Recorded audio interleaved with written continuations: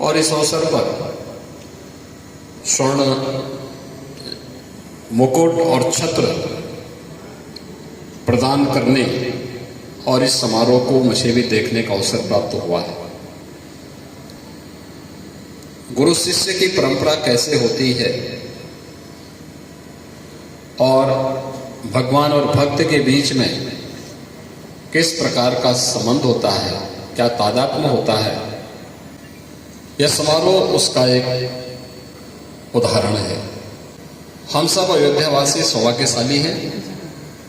एक लंबे संघर्ष के बाद पूज्य संतों के नेतृत्व में चले श्री राम जन्मभूमि आंदोलन आज निर्णायक स्थिति में बदल करके पूरे देश के अंदर राम राज्य की आधारशिला को पुष्ट करते हुए उसके गुणगान के लिए तैयार हो रही है। अयोध्या धाम कैसे होना चाहिए, ये उसकी शुरुआत है। 22 जनवरी 2024 को जब प्रधानमंत्री जी के करकमलों से अयोध्या में 500 वर्षों के बाद जब रामलला अपने भव्य मंदिर में विराजमान होंगे तो सचमुच पूरी दुनिया के लिए, पूरे देश के लिए एक अद्भुत क्षण होगा। और अयोध्यावासियों का तो ये जिम्मेदारी बनती है कि आपने, आपके पूर्वजों ने, पूज्य संतों ने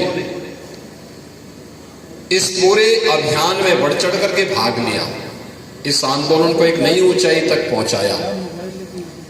सर्वस्व समर्पित करने के भाव के साथ अपने भगवान के प्रति, अपने इष्ट के प्रति बड़ी संख्या में श्रद्धालु जन अयोध्या आने वाले हैं और ये लगातार चलेगा। 22 जनवरी के बाद आदरणीय प्रधानमंत्री जी यहाँ पर पधारेंगे, अन्य हमारे वरिष्ठ विशिष्ट अतिथिगण आएंगे, लेकिन 22-23 जनवरी के बाद से लेकर के लगातार अयोध्या वासियों को आतिथ्य सत्कार का एक आदर्श उदाहरण प्रस्तुत करना पड़ेगा। और इसके लिए जो जहां पर है वहां की व्यवस्था को सुंदर और सुव्यवस्थित करने के लिए अगर अपना योगदान दे देता है तो प्रभु के इस महायज्ञ में हम सब की भी आहुति उसी रूप में मानी जाएगी। यानी आप मठ मंदिर की व्यवस्था सुंदर रखें, कोई भी श्रद्धालु आता है उसके प्रति सद्व्यवहार हो,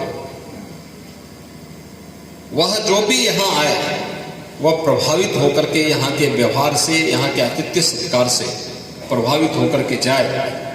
यह हम सबको यह भाव और यह विचार अयोध्या से संचारित होना चाहिए। आज देश में बहुत कुछ परिवर्तित हुआ है और हो रहा है। एक नए भारत का हम सब दर्शन कर रहे हैं। जो लोग पहले हिंदू बोलने में अपने आप को संकोच करते थे, जिनको भारतीय बोलने में संकोच होता था, आज वे हर व्यक्ति न केवल सनातन धर्म के प्रति बल्कि भारत और भारतीयता के प्रति भी सम्मान का भाव रखता है। पूरी दुनिया का दृष्टिकोण बदला है। इस दृष्टिकोण में हमारा भी योगदान क्या होना चाहिए, हम किस प्रकार से सहभागी बन सकते हैं, यह भी तय करने का कार्य हम लोगों को अभी से प्रारंभ करना होगा। अयोध्या सुंदर लगे, दुनिया की सुंदरतम नगरी के रूप में हमारी अयोध्या दिखाई गई। दीपोत्सव कार्यक्रम ने इस बार आपने देखा होगा 52 देशों के राजदूत यहां पर आए थे और दीपोत्सव कार्यक्रम में जो भी सहभागी बना अभिभूत होकर के गया। आप सोचिए कि 52 देशों में सीधे सीधे अयोध्या का प्रचार हो गया और आने वाले समय में इसको और भी विस्तार मिलना है।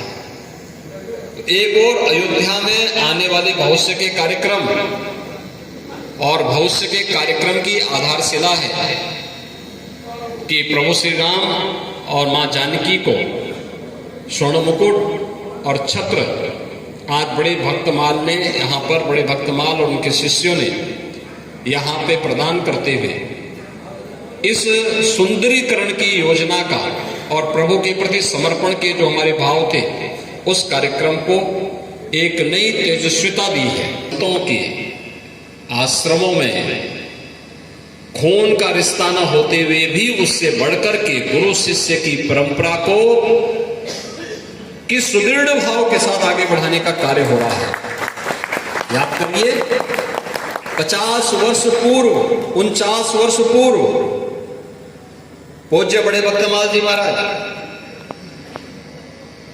ऐसा नहीं कि यहां पे बहुत धन धान्य रहा हो। जब यहां पर आश्रम स्थापित हुआ था केवल आकाश वृत्ति थी, एक पेड़ के नीचे ये पूरी व्यवस्था संचालित हुई।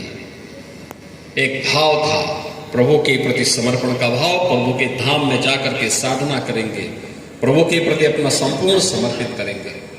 और फिर भक्तमाल की कथा बड़ी रोचक कथा बनी।